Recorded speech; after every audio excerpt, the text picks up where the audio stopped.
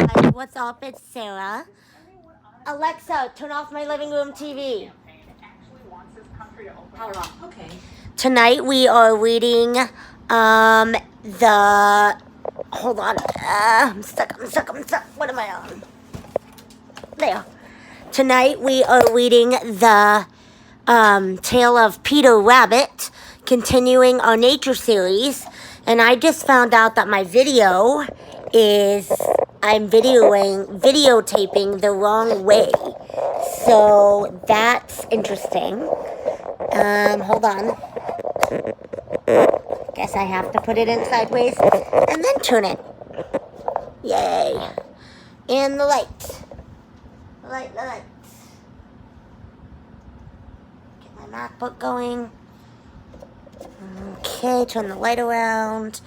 Sorry about this. I was ready, I think. But now. Bright mother. Okay. Bright as bright can be. Okay. We're going to read the tale of Peter Rabbit.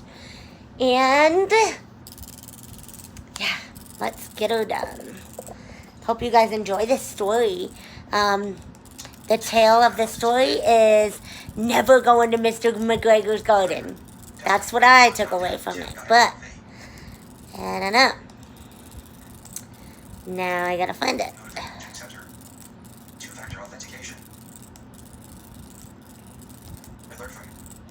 My computer won't stop talking. Gracious. Once upon a time, there were 4 little rabbits, and their names were Flopsy, Mopsy, Cottontail, and Peter. They lived with their mother in a sand bank underneath the roots of a very big fir tree. Now, my dears, said old Mrs. Rabbit one morning, you may go into the fields or down the lane, but don't go into Mr. McGregor's garden.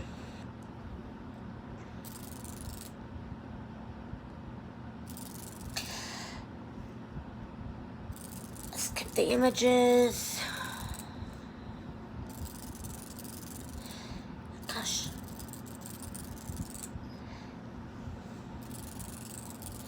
Your father had an accident there.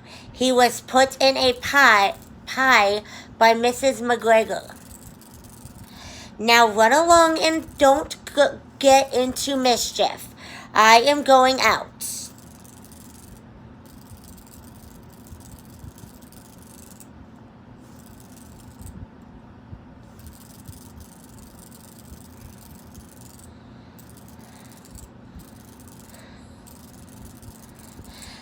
Then old Mrs. Rabbit took a basket and her umbrella and went through the wood to the baker's. She bought a loaf of brown bread and 5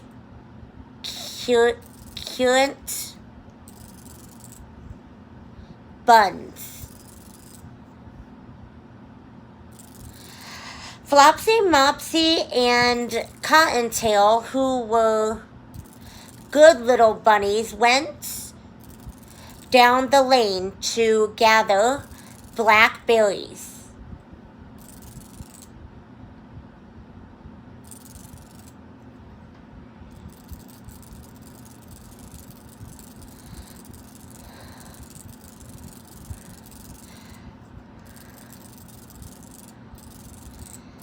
But Peter, who was very naughty, ran straight away to Mr. McGregor's garden.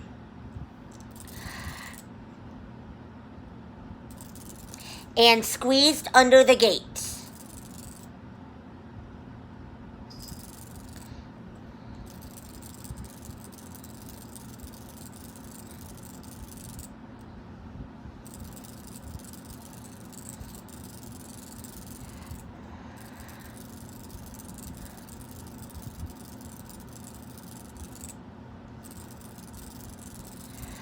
First, he ate some lettuces and some French beans, and then he ate some radishes,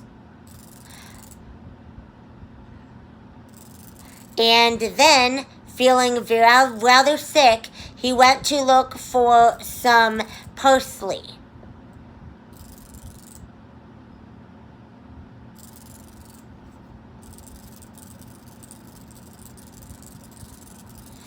But round the end of a cucumber frame, whom should he meet but Mr. McGregor? Uh-oh. That's not the book. I just said uh-oh. Mr. McGregor was on his hands and knees, planting out young cabbages, but he jumped up and ran after Peter, waving a rake and calling out, "Stop! Thief!"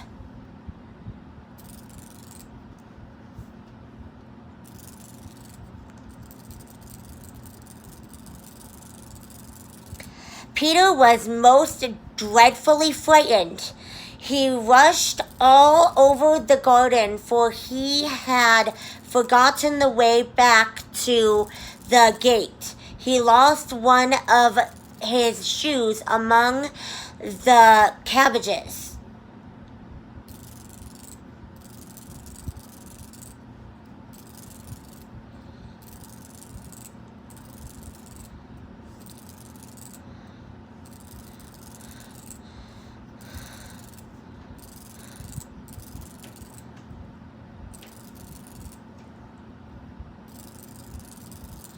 Hold on.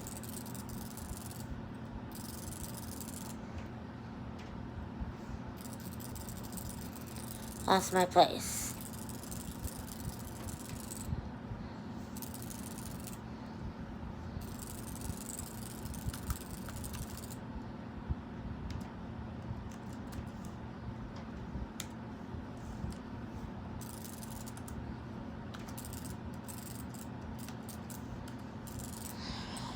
But he jumped up and ran after Peter, waving a rake, calling out, "Stop, thief!"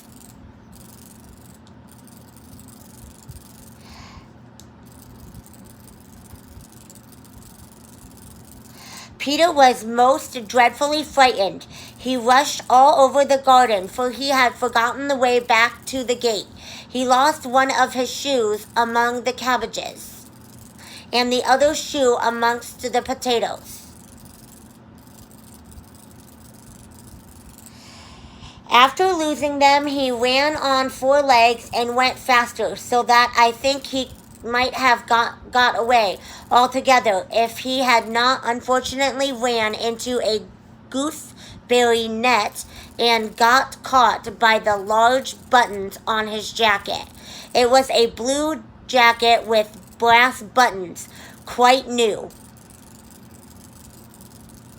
Peter gave himself up for lost and shed big tears, but his sobs were overheard by some friendly sparrows, who flew to him in great excitement and implored him to exert himself.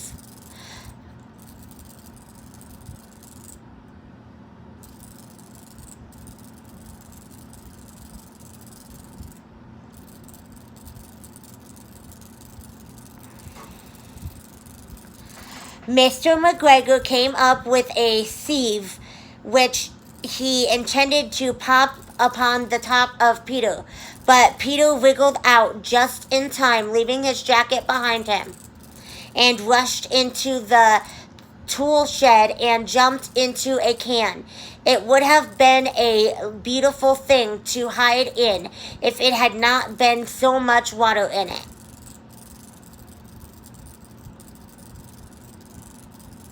Mr. McGregor was quite sure that Peter was somewhere in the tool shed, perhaps hiding underneath a flower pot. He began to turn them over carefully, looking under each. Presently, Peter sneezed. Ka-choo! Mr. McGregor was after him in no time, and tried to put his foot upon Peter, who jumped out of a window, upsetting 3 plants. The window was too small for Mr. McGregor, and he was tired of running after Peter. He went back to his work.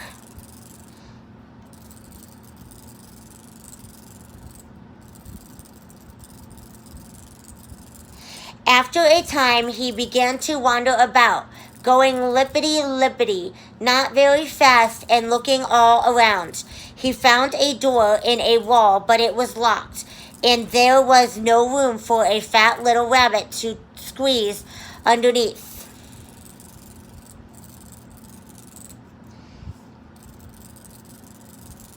An old mouse was running in and out over the stone doorsteps, carrying peas and beans to her family in the woods. Peter asked her the way to the gate, but she had such a large pea in her mouth that she could not answer. She only shook her head at him. Peter began to cry. Then he tried to find his way straight across the garden, but he became more and more puzzled. Presently he came to a pond where Mr. McGregor filled his water cans.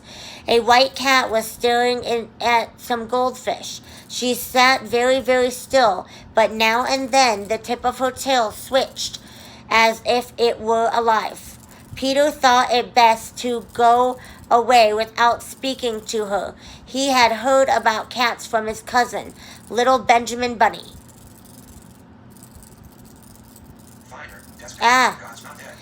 Okay. But presently, as nothing happened, he came out and climbed upon a wheelbarrow and peeped over. The first thing he saw was Mr. McGregor hoeing onions. His back was turned towards Peter, and beyond him was the gate.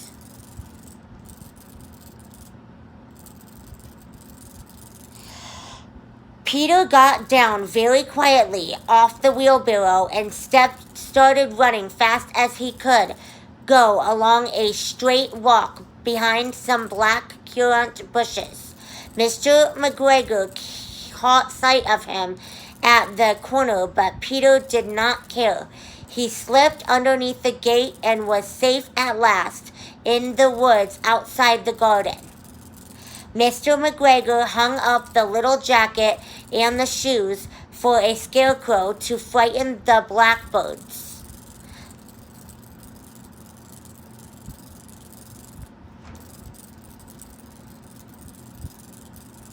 He was so tired that he flopped down upon the nice soft sand on the floor of the rabbit hole and shut his eyes. His mother was busy cooking.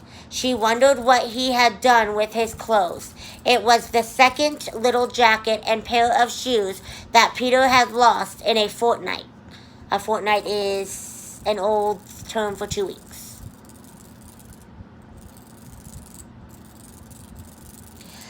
I am sorry to say that Peter was not very well during the evening. His mother put him to bed and made some chamomile tea, and she gave a dose of it to Peter, 1 tablespoonful to be taken at bedtime. But Flopsy, Mopsy, and Cottontail had bread and milk and blackberries for supper. The end. Moral of the story, don't go to Mr. McGregor's garden or you won't get the yummy food that waits you at the end. Like the bread and the milk and the berries and stuff. I hope you like the story, and I will talk to you guys again later. And I will see you next time. Hold on, I'm trying to fix this. There.